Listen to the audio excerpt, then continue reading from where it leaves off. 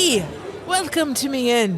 Ha ha! It looks like the bard is about to begin. I'll pour ya an ale over the stories, fables, and tales about the swords, sickles, and spells in the depths of the swells. So take a listen to the tales that we spin here at the Carriage Rest Inn. All right, and welcome to another episode of Carriage Rest Tales. I'm your host and Dungeon Master, Mike, and to my left we have... Hey, what's up, everyone? This is Ryan. I'm playing Kincaid. Last episode, I killed a dragon by myself. Nope, just joking. Kincaid, opted not to go through the rift that Red created to save herself and Vaso, because Kincaid's very mission-focused and saw the temple, and I've been playing with Mike long enough to know that we weren't going to get back there in the same shape, so I decided to stay, only to find a dragon in the temple. Hello, and this is Nick, and I will be playing Vaso, the half-orc barbarian. Last episode, Vaso actually dies, but is saved by the light being. Vaso is a little lucky. Have we counted how many times you've died so far? Is this the first? I think... No, did you die before? This season, for sure, yeah. First. I don't know if I died. I can't remember if I died last season. Well, if there's a fan out there that could tell us that, it'd be great. You know what hasn't happened this season yet? I haven't killed a dragon yet. No, I haven't shot you. You haven't been shot in the butt. Oh, I haven't, yeah. And I told you I'd stop. Well, I appreciate that. Season's not over yet. Yeah, season's not over. It's still young. All right, with that, hey guys, I'm Sam, and I will be playing Red, formerly known as Woods, the Elven Ranger. I have not shot Vaso in the butt yet, but the night is young. Last time, so we stepped back through the rift that I created to help bring Vaso back to life. I also had a diary of Blake Merle, which I learned a lot about that in there.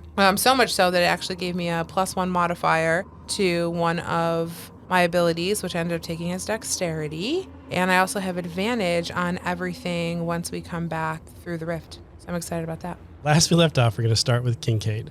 It's been a couple of hours since Red and Vaso has disappeared. And you take the chance to kind of explore and look through this temple and around it, and you finally line up with a good view of the dragon, and you see that he's ushering in and then sending out all those Denoa that are currently collecting trinkets. Okay. And you see that what they're doing is the Denoa are going and getting trinkets and bringing him back to the dragon. He's adding it to his stash, and then they flee. How big is this dragon? It is a younger dragon, so it's definitely not... It's formidable because it's a dragon, but it's not something that's too intimidating to you. That's what Kincaid needed to hear. Interesting. I think we're going to kill a dragon. Maybe.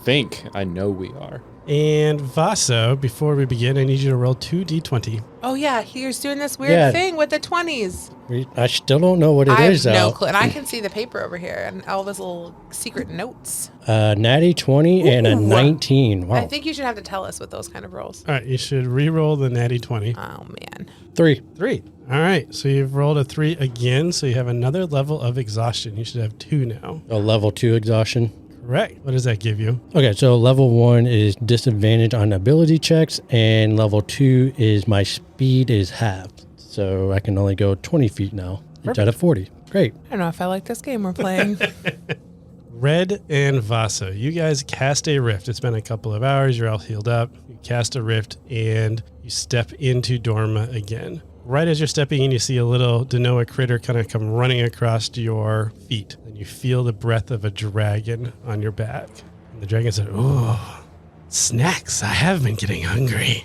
And you guys see a dragon standing right behind you. I'll be honest with you. Red's going to hear the word snacks, not realize it's coming from a dragon, and kind of whip around, but then quickly put together that she's the snack. You see a smile, a toothy smile coming from behind you. It's not often the prey comes to me. Oh, hey. Hi there, Mr. Dragon. And as she says it, she's like backing up very, very slowly. Hi. Hello. Hi. The food talks. What do you want? I'll give you 1 minute. My friend and I actually don't know why we're here. We just kind of appeared. So, I think we would like to live with our life. We're going to cut scenes over to Kincaid really fast. You see your 2 compatriots talking with the dragon at this point, which you have seen the dragon talking, so that's not as shocking to you because he is giving orders to his Denoa. Mm-hmm. But what is going through Kincaid's mind at the moment? I think mentally he's face palming himself again because he seems to do that a lot when he interacts with Red and Basso. Him being very like mission oriented, having a plan, and then it doesn't go to his plan. So I guess he is not surprised that it's going this way, but I guess he's trying to stealthily sneak up on the dragon. Okay, go ahead and roll 2 things. One, your stealth check, and then also a perception check. Which would you rather me do first? Let's do the perception check. All right, so perception, roll a d20, I get to add 4, 16. As you're trying to sneak up behind the dragon, you'll notice that his tail is going through the floor, but you can't quite make out anything past it other than that there's a crack in the floor and his tail is in that crack. Interesting. Okay, and then I guess I'm going to roll my stealth. I get a +2. 15. I need to roll for a dragon at the minute. What color's the dragon? Dragon is a black dragon. It is not toothless. I don't know. You said a toothless smile. I said a toothy smile. How big is this crack that his tail's in? It's just big enough for him to fit like the bottom third of his tail, and then his tail's too big. Is it like a foot? Yeah, it'd probably be about... No larger than a foot? It'd probably be about a foot, yeah. He says, holding a cantrip card. I think I know what card he's got, but I'm really excited for it. But yes, it's probably no larger than a foot. And what was your stealth roll? 15. Ties go to the attacker. I rolled a 15 on my perception, so we're going to assume that you're stealth. Cutting back over to you. Us trying to negotiate with the dragon. Yes. Yeah, so Vasa is going to be like, hey, Mr. Dragon, I was just, we're here just looking for my dad's pocket knife. I think one of your guys. You want one of my trinkets? Well, no. They're my trinkets. Oh, I'm sorry. I didn't mean to impose. He just. And it starts glaring its feet and trying to move towards you guys. Maybe we can we exchange the trinkets? And she's now feverishly looking through her bag of holding. Can I roll to see if I can pull something out that he might want? Yes. Go ahead and roll to see if we can find something else. 14. All right. I need to roll. Can I add something to that? Like what do you want to add? Luck? Is there 20? a luck? There's a luck spell. Can I just add 20 to that roll? Can I just I don't know, 6? That sounds fair. As you're looking through and saying, what did you say? I wanted to trade him something for the pocket knife, maybe. As soon as you say trade, he gets a growl. Like, trade? Why would I trade when I can just take? Well, that would assume you could just take. Oh, I can just take. And he lets out like a big roar at that point. And you guys get the hair on your arms kind of stand up as the roar happens to go out. And Kincaid, you notice that the light figure that's with you kind of shudders at that roar. But Woods or Red, something different happens with you. You guys see Red's eyes begin to kind of glow a little bit. And then a different voice comes out of Red, like you guys have, or Vasa has seen before. The same voice that yelled murderer before, you hear say, "You dare intimidate me in my temple?" Perfect. For Vasa is just looking at Woods or at Red like, what is going on? Go ahead and roll a d6. So excited, I'm just picking up dice. 2. All right, for the next 2 rounds, you're going to be possessed by the spirit of Lucha. I'm a god. We're killing this dragon right now. The power of Lucha compels you. Yes. I also love my Lucha voice, by the way. Let's see if we can keep that up. Can we just roll initiative? That's what it seems like. Yeah, It seems like Woods wants to do that real 2 fast. I guess we are. rounds, like- Well, I was sneaking up readying a spell. Yep, I was going to say you can do whatever you were trying to do ahead of time since you are quite in this interaction, so stuff would have been happening in the background. As soon as I feel like the dragon is going to move or lunge at Red and Basso, I'm going to cast, it's a cantrip, Mending, on the crack. On the crack. So the spell repairs a single break or tear in an object you touch, such as a broken chain link, 2 halves of a broken key, a torn cloak, or a leaking wineskin. As long as the break or tear is no larger than 1 foot in any dimension, you mend it, leaving no trace of the former damage. This spell can physically repair a magic item or construct, but the spell can't restore magic to such an object. Okay, so if it was like a broken sword, it can mend the sword, but doesn't make it magical. Magical again. Sounds good. So we'll say as soon as that dragon roared, everyone kind of tensed up and you're like, oh, he's attacking. So Yeah. you casted mend. And then at the same time as his tail starts to feel lots of pressure as this stone's mending around it, you hear Lucha's voice boom into existence. And we'll go ahead and roll initiative. 13 for Vaso. 4. 16. 19 for my dragon. Kincaid goes last. Makes sense. You just went. Now that I'm a god, I'm still in Red's body, so I have all the things that she has. Yeah, you're still in Red's body, so mostly it's just your... Yeah. Okay, I can make it work. I got things to make it work. Yep, sounds good. Black Dragon's going to get very confused because it does not realize that Kincaid is behind it and causing the tail issue. So it's going to try to lunge forward at the goddess that is intimidating him. It is going to do its bite attack. It has disadvantage because it's trying to... It goes to lunge, but it's kind of stuck. Like you're a little out of reach, but not quite out of reach. Okay.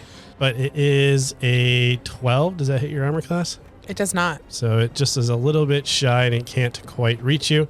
But it is going to try to reach out with one of its claws after it realizes it can't reach with its mouth. And a 24 to hit you. That hits. You're going to take 15 slashing damage. So you missed the bite attack, but then his claw, he just is barely able to reach out and grab you. Woods, I believe, is next. You Lucha. You may just call me Lucha. Okay, so we're definitely going to attack. It says a mace. I don't have a mace, but can I just use that, pretend they're my sickles? Yep, you can. Okay, so we're going to roll 14 and 8 is 22. That's going to hit. So should I roll it out or take the average? You want me to roll it? Roll it. That's the fun part. Okay, so the For the first... players. The first is 1d6 plus 4, so 6 damage. And then we're going to do 4d8 radiant damage. Oh, So 6, 11, oh my gosh, 17. 17, 18. You definitely feel like this Just dragon, exactly the, average. yeah. There you go. That's You why it's feel the like average. this dragon does not really like that radiant damage as much. This black dragon, he really seems to respond more than you would think to that radiant damage. Okay, I get to go again because I have a multi-attack. Okay, sounds good. Ooh, 26. 26 is going to hit. So we're going to do 7 of the bludgeoning, 1, 5, 13, 16 radiant. And then same thing. The bludgeoning doesn't really seem to impact him too much, but then the radiant damage seems to hurt him a little bit more. Okay. And anything else you're going to do? Lucha. I think she's going to say something. Okay, what you going to say? How dare you try to attack me? You're in my lair. This is my home. This is now mine. Oh, snap. Vaso, what are you doing during this? So Vaso he's gonna kind of come up to the side of the dragon, so that the dragon can't really see him too much. Because I think the dragon's focused on Lucha, and then he's gonna attack from the side. Okay, sounds good. Actually, can I roll a perception check? can. I just want to see if it has any weaknesses. Okay, so you're trying to do a perception check of the dragon. I'm going to say, that'd be perception or survival, do you think? Probably say, or Nature? Is nature an option? I feel like it's an intelligence-based. I would say intelligence-based. Oh, great. 3. You do not know enough about dragons to know if there is a weakness on them. They're pretty rare in this world in general. Okay. In most worlds, but... All right, so he's gonna come up and he is going to initiate rage Okay. because Nice. we're fighting a dragon here. might be Hello. raging out. Yeah. Brrr. Everybody's growling. So Kincaid is I so love confused. 24, All right, 24 hits. 6 damage. Oh, that was a terrible damage roll. He doesn't even realize you're there. Okay. So he's gonna attack again. 15. 15 does not hit. So he's moving around, thrashing. That your first hit barely hit him, which is why I didn't do much damage. And then your second swing missed altogether. Yeah, he's feeling a little exhausted. Feeling So- A little bit, yeah. Doesn't know what's going Something's going on with Really him. wants so- a longer nap. Yeah, yeah. Kincaid, before you go, I'm going to have the light person go just for the initiative order. What you notice the light person does is instead of engaging with the dragon, you notice that he turns and starts looking outside. Turns and starts looking outside. Yep. Like away from the battle. Yep. Cool. All right. And then I'm going to say even starts moving in that direction, away from the dragon. Okay. Normally Kincaid would care, but he's got a plan. So That's fine. he's got to execute his plan. What you do? Oh, it's my okay. Where's Vaso at in relation to the dragons? Yeah, are you at like the neck? Where are you at? Body? So I'm like kind of like to the side of him, so I might like get like the side of his like rib area, So, maybe. rib cage. Yeah. How long is the dragon? He is considered I'm looking for his actual size in here, which I don't see. Okay, That's a huge creature. his back feet in relation to where Vaso is that more than 5 feet? Yeah, that'd be more than Okay. 5 feet. All right. Kincaid is going to cast grease on the trinkets on his back feet Okay, love it. so that it's slippery terrain. But he's not done yet. I love that. So it's slippery terrain. Sorry, trinkets. He's going to expend 2 sorcery points. And he is going to create bonfire on the grease Yes, grease lightning. and because he's kind of stuck there. Sounds good. So the bonfire, it's a dexterity saving throw It's going to fail. because the grease is also a dexterity saving throw or fall prone. So I kind of imagine he cast that first. The dragon kind of slips. Slips. And Falls then prone. bonfire on the trinkets. So if he fails, it's 2d8 fire damage. All right, roll it up. 6, 8. 8. Okay. 8 total. He takes 8 fire damage, and I'm sure you put it together already, but he is not as impacted by fire. He definitely takes the damage, but the reason I'm pointing it out is because all of the Denoa you've been fighting at this point have been susceptible to fire, but he just seems to be normal. Well, yeah, those are like undead Denoa. Yeah, So Kincaid put together that this is not an undead dragon. got it. I think that gets me up to my dragon, who is now prone, slipping and sliding all over the place and kind of frustrated and doesn't know what to do. But he does still think that the threat is the one that was casting like the holy energy on it. So it is going to arch its back up because you're just kind of out of his reach, but he's not out of reach of his acid breath. So go ahead and make a dexterity saving throw. 18. 18. No, 13. I'm sorry. It's You're a new fine. thing. It is, my saving throws are wisdom and charisma. Yeah, so 13. 13 fails. So you're going to take the full amount of his acid damage, which is 11d8, Oh my golly. which is 50 acid damage. Okay. I'm not tallying that out. Are you dead? No, absolutely not. That's right, She's you're- got a goddess in her right now. Okay. you got it. Goddess is taking some of this heat or acid in that sense. And then the dragon's going to start trying to just wiggle free. So it's trying to shake, but its feet are slipping out from underneath of him. But it is a lot of commotion, which means a lot of those trinkets are going to be flying all over the place. So I need Kincaid and Vaso to go ahead and roll a dexterity saving throw as stuff's flying, and you're also trying to dodge, for Vaso's sake, a dragon. And I get a disadvantage because I'm exhausted. Yep. 10. 10 and Kincaid. Oh no. Oh, Oh. Go ahead and roll a. That was a 1. What was your damage for the fire? 2d8. All right, go ahead and roll 2d8 for these molten flaming. Oh, already did that one. 2. 2. So Kincaid, you take 4 fire damage, Fire trinket damage. fire and trinket damage. And then Vaso, since you're so close to the dragon, I'm gonna say he just hips checks you. So go ahead and also roll 2d8. When you say trinkets, all I can think of is Harry Potter in the room where they're looking for the diadon and everything. Like every time you touch something, it multiplies. Oh, yeah. yeah. That's what I feel like is happening under this dragon. Is that right? A diadon? 7 and 4. So 11. 11, but you're diadem. raging, so Diadem. 5. 5. Everybody go ahead and make a perception check. Since I'm rolling so hot tonight. 13. Oh, I thought that was another one. 20, Technically, it was a 1, but there was a 1 right after it, too. Oh, so gotcha. it's 23. 15. 15, 23, and 13. 13. I got fiery trinkets coming at my Yeah, face. you're trying to dodge it.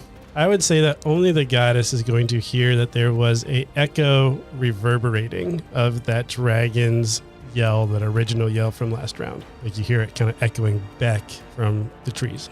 Okay. Oh, because the Are we inside? light dude did something, too. Are we inside or outside? You guys are inside a temple. Okay. You are inside Lucha's temple. Did I know this? Well, you didn't quite know it was Luch's temple, but what you remembered reading from the book when you had read it was that you were going to picking up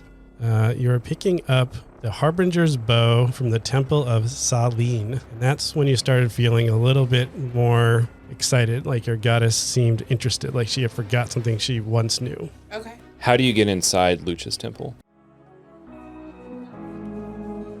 Hey guys, it's Mike, your host and Dungeon Master at Carriage Rest Tales. I just want to say thanks for spending the time listening to us on our podcast. It really just means a lot to us.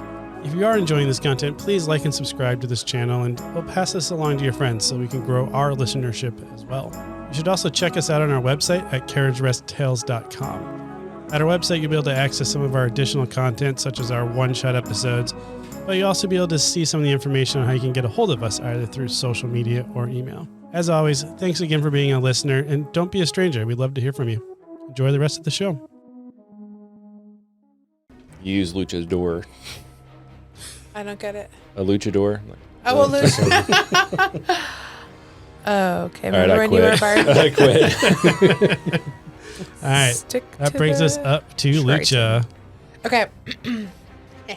Okay. So now knowing this is Lucha's temple, you're going to see Red start to elevate a little bit off of the ground, and you're going to hear, not in my temple. And before you, she's going to change shape into a young blue dragon. And you are going to see this massive, absolutely gorgeous, iridescent blue, almost like the color of your skin. Very very teal and aquamarine, scales are shimmering, massive dragon. And she's going to start to fly a little bit, and she's going to attack. She gets 3 attacks. The first one is that all? is the bite. 19 and 9 is what, 28? Yep, that hits. I was going to say you get advantage, but I think you're good. I think you're good. Well, let's just see if we can. No. Oh, good, because I rolled a 1 on my advantage roll. Okay, so it is 2d10 plus 5, so 8 and 6 is 17, and 5 is 8 and 6? Yeah, 8 and 6 is 12. It's 14. Can we edit that out? Nope. My dragon doesn't know how to do math. Okay, 14 and 5 is 19. Yep. And then that was piercing damage plus 5, or plus another d10. So 10. What's that damage for? Lightning damage. Oh, okay, it does lightning. Okay, and then it's going to attack twice with its claws. Advantage. So 13 and 9 is 22. It hits. We're going to do 2d6 for another 9 slashing damage, and it gets to go again. It was 6 and 9 is 17. 15. Does that hit? 15 does not hit. Okay. I also have a lightning breath. Is that just one of my... That would be an attack action, so you just multi-attack, so you wouldn't be able to use the lightning. Okay, breath. but okay. All right. How's the dragon looking? Dragon is not looking too hot. Okay, It's great. been lit on fire. It's slipping and sliding all over the place. It's been hit with radiant light. And now Its dragon tails Stuck in tails the wood. slowly getting cut off with this Okay. healing. Yeah, it's not doing too hot. Cool. Literally. I think Yeah. that brings us up to Vaso. Okay, Vaso's just going to swing again at it.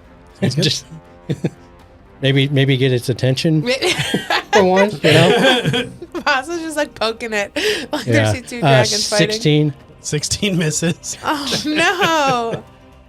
Can I use my inspiration card? You can use your inspiration card. So basically, I just take advantage. Yep, you're going to roll again, yeah.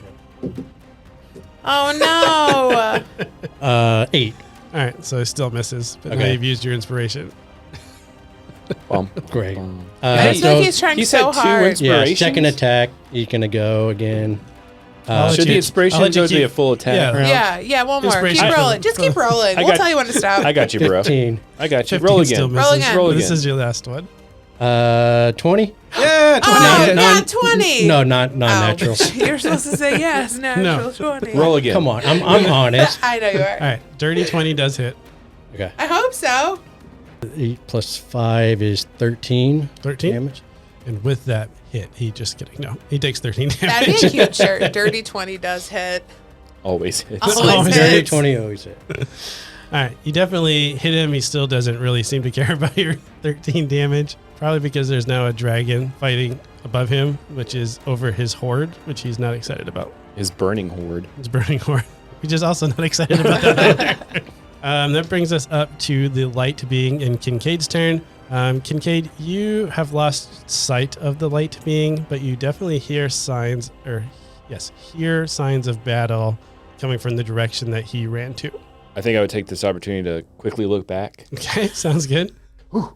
You can't see anything from inside the temple, but you can hear battle outside. Okay. All right. Not to be outdone by woods. I'm going to turn into a dragon. Shut up. Are you? No. Hold on. Holding. Where was this at in your Turning character this sheet? Little tiny dragon. It's like Mushu from Little pseudo. Like Dishonor on you, dishonor on your cow. A little pixie dragon. Hey, don't make fun of my pixie dragon. I love All right. I'm going to cast Witch Bolt at a level 2. Nick's just looking at the yin yang going, what goddess is going to come talk to me? Talk to me. Just trying to see Just trying to... see how everything fits. I love it. And I get advantage because of Basso, right? Yep, so that means I have disadvantage then. Well, I have to make a ranged spell attack. Oh, I'm thinking But of the same, first, so- I'm going to levitate in the air 10 feet Okay. and then cast it on the back of his dome. I just picture Russell sitting there. Everything's in the air. We're all except flying, him. but- He's like poking this dragon. Nothing's happening. But you're all raged out. Yeah. 16 I'm plus giving everybody advantage. I know that I'm is- glad I could do 8, something. 24. You're doing 20, it. 24 hits. Okay, so that's 2d12, 6, and 9 is 15. And that is lightning damage. Okay.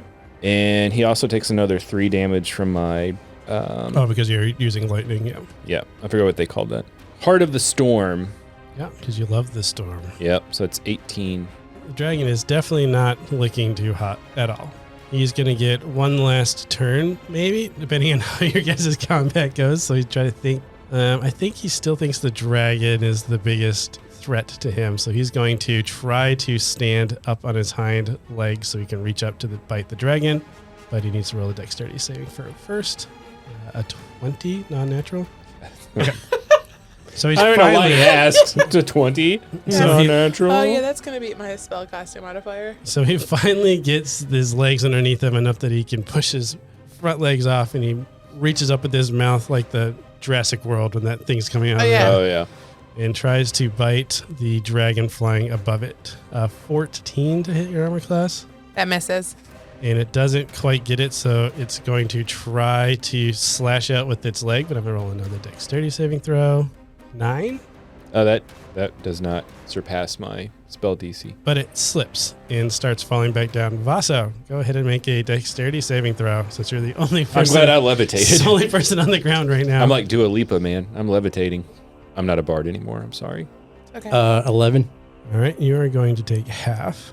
4, so the dragon takes 4 damage as he falls pretty hard, but he kind of clips Vaso on the way down. So Vaso, you took 2. The dragon is now prone again. But when the dragon falls, you see, especially the 2 combatants in the air here, you see that a bunch of Denoa are starting to pour into the opening because the dragon has summoned them and they finally have appeared. Great. Yay. Okie dokie. Lucha, I believe this is your 3rd turn, though. It is. Yep, as you feel the goddess No. leave your body. No. Bye-bye. You turn So back long. into woods, hovering. Approximately how high was Lucha? I mean, I don't know. She probably landed back on the ground. No, I don't think she did. She was probably at least a story up in the air. All right, so about 15 feet above. Yeah. Okay. So, Am I still hovering up there? well, you are 15 feet above the floor. So I'm going to fall. And I'm like, You are currently falling, yes. dang it. All right, well, I'm going to fall. I don't have a feather fall or anything fun like that. So I'm just going to hit the ground. Do you want to take damage? Yep, but you're going to land on a dragon. Ooh, can I 'Cause ride you're the a- dragon? Because Throw you're an elbow when you go Heck down. yeah. Above the dragon, and the dragon just Elbow fell. I drop. was above the dragon. I'm going to try to. Can I roll to hold on to the dragon? Sure, you can roll to hold on to dragon. Dex? Athletics? What do you want? Probably strength at this So point. probably like a strength, yeah, athletics. Athletics, I I'll think. take athletics. 13. 13. I'm going to try to roll competing strength here. Just going to try to shake you as soon as you land on him. 13. So ties go to the attacker. That's me. So yeah, you're able to land on the dragon. Go ahead and roll a d4 since you really only fell like 8 feet. That's a d6. The triangle one. I noticed that when I was like, 6 is higher than 4. 4. 4. Okay, so you take 4 bludgeoning damage as you kind of fell down, but you did get a nice, good handhold. So I'm picturing you just got your left hand like holding onto this dragon scale or something. Like on the back, on his back? Yeah, probably like back shoulder blade or something. Okay. Is that my turn? No, all you did was fall. Okay. Right? So you've used your bonus action, we'll say, to do like your try to grab him. Okay, great. I'm going to you know what? Let's use this guy. My little rapier of wind. Hey, that's Nomus's rapier of I know. I'm going to take it out and just harness it. So, there's Gust. That makes sense. How does this work, Michael? Because it's just the Gust spell that's on here. So you can cast Gust at will. It's a cantrip is on the top. Okay. And then once per short rest, you can cast Gust of Wind, which is a spell, which is on the bottom. Okay, but I have a rapier. Yeah, so it's a rapier that's got magic in it, though. Oh, okay. So you can cast those spells.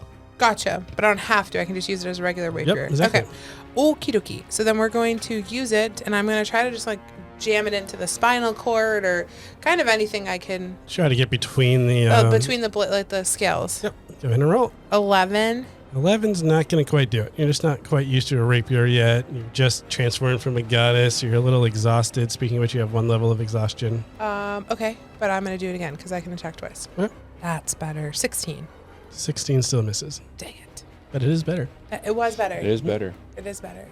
All right. Okay. But I'm still currently on the dragon. Still riding the dragon. Vaso. So is the dragon still alive or just prone? Dragon is still alive, but it's prone. Okay. You now see Woods on top of it trying to stab it. You just dove out of the way, so you kind of got clipped a little bit, but you're back up on your feet. Does Wood see all the Denoa coming? Like from outside? You mean Vaso? I'm sorry, Vaso. Yes. Blech. I would say that you would hear them coming, especially in your heightened state because you're raging right now. You're probably feeling just that negative energy coming up from behind you. Okay. So you're facing the dragon, but you just can sense, like spider sense, that something's wrong. Right. How far away are they? They just entered the temple, so they're probably about 30 or 40 feet away from you. Okay. So he's actually going to turn around and face the Denoa. How many are there? A bunch of them? There's a bunch of them. A mixture of like woodland creatures, the zombies you've been fighting. Kind of like everything you've kind of seen has just been summoned to this area. Okay. He is going to cast Thunderclap at them. All right, so you're going to close the distance so you can hit them with your Thunderclap? Yeah. Well, I can do it from, it can be heard from up to 100 feet away. That can be heard, but I think the actual damage of like the shock wave is only like 20 feet or something like that. Okay. So I'll close the distance and then... Vaso goes barreling into this horde. With 2 levels of exhaustion. With 2 levels of exhaustion. Can't leave that out. Go for it. I mean, I don't know what else to do. You're it. You're No, crushing it. You're doing it. Great. You're doing great. We're all seeing it. We can all picture it in our head. You can't always kill the dragon, bro. Yeah, I know. I'll let Woods over here become the Dragon Slayer this time. Yeah. Okay, so I lit his butt on fire. each creature within range other than me must succeed a Constitution saving throw or take 1d6, it'll be 2d6 since I'm level 6. A 9 and a 3, so I assume both my groups failed. Yep, they both fail. So 2d6 damage, 6 total. Okay, so I'm going to say some of the woodland creatures that you had seen, like the ones that were smaller, you see them turn into the black shards. But you still have a couple of these zombies. They got pushed back and knocked over, but they got hit over like a bowling balls or bowling pins, but now they're starting to stand back up. Okay. Can I do Thunderclap again? I don't think you can do that twice. I think it's just melee. If you're using melee weapons, you can do the double attack. Okay. I think that's all you can really do on this one. Yeah, because everybody else is out of range. Yep. So that'll be my turn. Brings us up to Kincaid. I'm going to let you go first this time. All right, I'm going to reenact my Witch Bolt since it's a concentration spell. It says on each of your turns for the duration, which is 1 minute, which is 10 rounds, right? Yep. You can use your action to deal 1d12 lightning damage to the target automatically. But since I cast it as a level 2, do I get 2d12 Yep, again? I think it's 2d12. And I had pictured in my head, since I'm reenacting a spell, I can do my re-levitating up in the air thing. So I'm 10 feet up in the air, another 2d12 coming at you. That's 11 and an 8. 19 plus it's more lightning damage, so additional 3, so 22. Okay, I'm going to say that with that, Woods was trying to stab it with the rapier, and then she wasn't quite piercing it in all the way, but then your lightning attack scorches over its scales and hits that metal lightning rod and just shoots into the dragon, and you hear it let out a big as it collapses to the ground. I just pictured in my head like when Harry faces Voldemort and he's like the two lions, and he's and he like just a big surge of energy just went into him. That was a really good Baltimore. Rah. Rah! The dragon has perished, but you see yourself surrounded by a sea of Denoma. I like the sea. Out of the corner of the eye, Vaso, you've knocked over about a quarter of them over on one side, and then you see the light figure come in on the other side, and he's got his dagger and swords, and they're spinning around, and you notice Kincaid. He's got the dagger that you have, and he's holding that little scarf that was tied to it, and he's just like flailing it around like to get a little bit extra movement and reach. Oh, that's cool. And he's just really moving through this crowd, but then you see him get overwhelmed. But then you see a large pulsating glow, and then that golden light just explodes and takes out another quarter of these monsters, just turned into dark shards. Is he still there? You then see 4 golden shards kind of fall to the ground as well, as he basically self-destructed. Maybe he crossed over. But that brings us to my enemies, which we're going to be closing in the distance. You guys are safely on top of a dragon or in the air, so they're not going to reach you yet. We are to Woods' turn. I'm going to stand on top of the dragon, take my bow out, high ground, and I'm just going to start picking them off. Okay. How's that sound? The ones, I'm going to pick a group closest to maybe Vaso. Okay, so trying to protect Vaso a little bit. Yeah. 14. That's going to hit. Perfect. 11 damage. Okay. So you knock out one of them. One more of the zombies falls into a dark shard. 13. Still hits. 10 damage. And then you see another one fall. Did I hit another? Have I hit? Oh, that already fell, so it doesn't matter. Yep. Okay. They've all had damage. And at this point, they're all pretty low on health. So as soon as you're hitting them, I'm just picturing this ranger up there just picking these things off. Very Hawkeye. Vaso, you find yourself with nobody around you now. After you knocked them all down, and then the ranger kind of took care of the ones that were getting back up. Okay, so he's going to look around, and he's going to look for the area that has the most Genoa. So Be another one of the corners. I'm picturing like 4 corners. Vaso, you took out one. The light shard took out another. So now you have 2 other corners that are closing in towards this dragon. Okay, yeah, so I'll go to one of the other ones. Yep. I guess I'll go right. Sounds good. And he's going to get as close as he can to it, since he can only go 20 feet due to exhaustion. So you can make it halfway there. Okay. How close am I, do you think? 20 feet from him still. Okay. Just because you're moving. I'm just picturing you moving very slowly, like in the middle of this fight still, but man, you're really pushing yourself. Yeah. And then he's just going to do Thunderclap again. Okay. Sounds good. You can cast that one at will. Yeah, it's a cantrip. Okay. Sounds good. Constitution saving throw or 2d6. 15 and 16. So I'm going to say they pass. We're going to take half damage. 5, so 2. So this time, just 1 or 2 of the woodland creature-sized ones perish, and none of them get knocked over, but you do see them take a little bit of damage. But now they are focused on Vaso. So you see that corner horde just kind of turn and start going towards the barbarian. Towards our tank? Towards that they're supposed to? That they're supposed to, yep. Perfect. So he's going to go ahead for his second, bonus action. He's going to do Light Shield. Okay, so you're going to cast Light Shield? Yep. All right, so go ahead and roll your D4, I believe it is. Yeah. You gain +3 to your armor class. 3. Okay, so you take 1 damage because you have resistance to light spells, and you gain +3 to your armor class for next round. All right, Kincaid. So Kincaid's probably, before he starts falling, I guess he would look around to see where the horde of enemies is coming at. You notice that the horde is no longer pouring in, so you just have those 2 groups that are left. So how many are in the group? Each group will say probably has about 20 Denoa, varying in sizes from woodland creatures to zombies to maybe there's one bigger zombie in the horde that's not near Vaso. I guess he would go to the biggest horde. What the heck? He's going to lightning bolt him. So you're doing your lightning chain bolt attack? Yep. It's a dexterity saving throw. A stroke of lightning forming 100-foot long, 5-foot wide, blast from you in a direction you choose. 15 was my lowest. Okay, my spell's save DC was 14. Okay, so they'll take half damage then. That's a great roll. That 15 was your lowest? It was 15, 4 15. D20s? 15, 19, Can I borrow a D6? All right, so a creature takes 8d6 lightning damage on a fail save. or half as much on a successful one. So I'll take half damage. So this is 46 here. Ooh, good roll. 11, 15, 18. Okay. So 18. You gonna remember 18? Yep. I will. Plus 12, 14. So 18 plus 14 divided by 2. 14. So it'll be 32 divided by 2, 16. 16 plus 3 more lightning damage because it's a lightning spell. 16 plus 3 is 19 times by 2 because they are susceptible to it. So you dealt 38 damage to each creature. And Bullseye. that's going to drop all of them but the big guy. So there's one big guy that was kind of like that boss that you were fighting outside the temple last episode. Like the ogre thing? Yep, Okay. like the undead ogre. Brings you to my enemies. They are going to hoard over to Vaso. What is your armor class right now? 18. All right, half of them hit you, which was 4 creatures.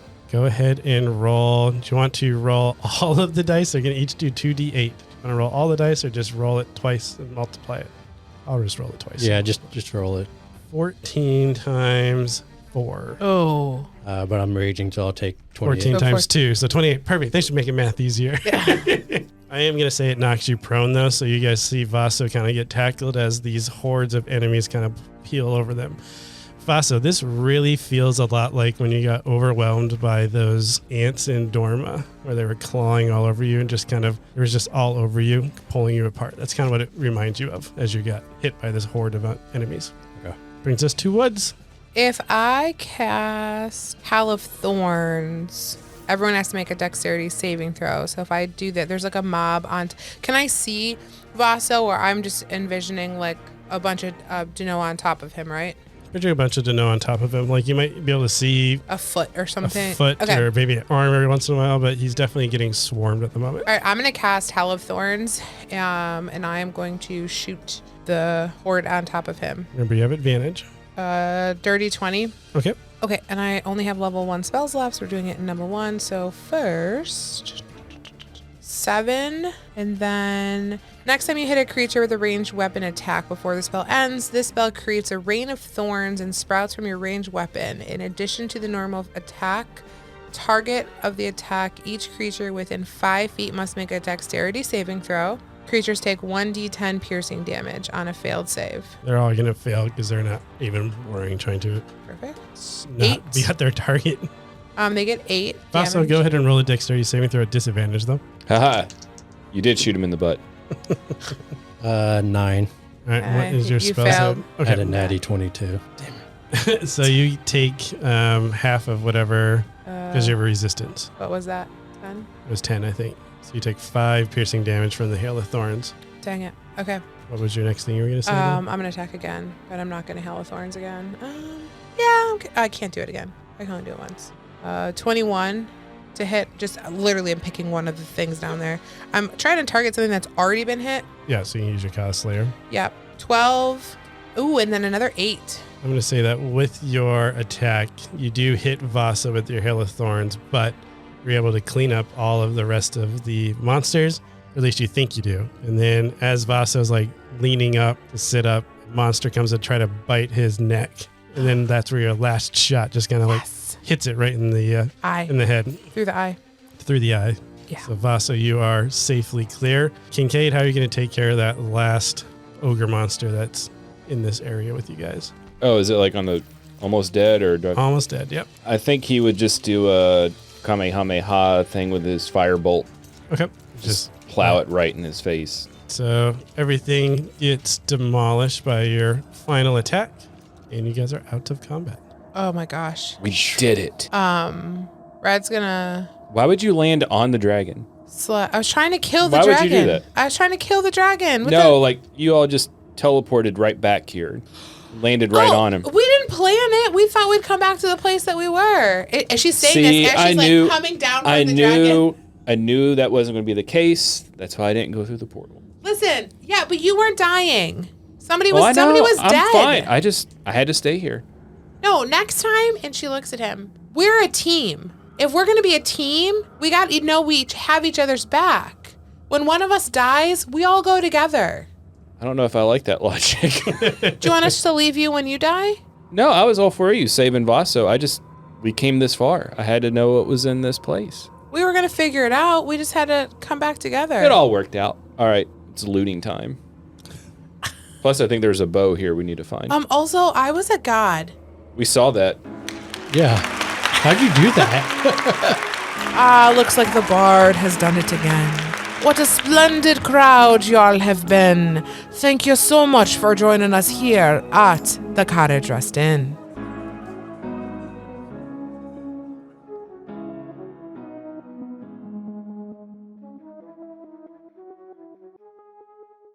Hey guys, it's Mike, your host and Dungeon Master at Carriage Rest Tales. I just want to say thanks for taking the time to listen to our podcast. It really means a lot to us. If you are enjoying the content and you haven't already, please give us a 5-star review. It's really going to help us grow our listenership and be able to reach more people. I also want to give a special thanks to Tabletop Audio for providing the background music for today's episode.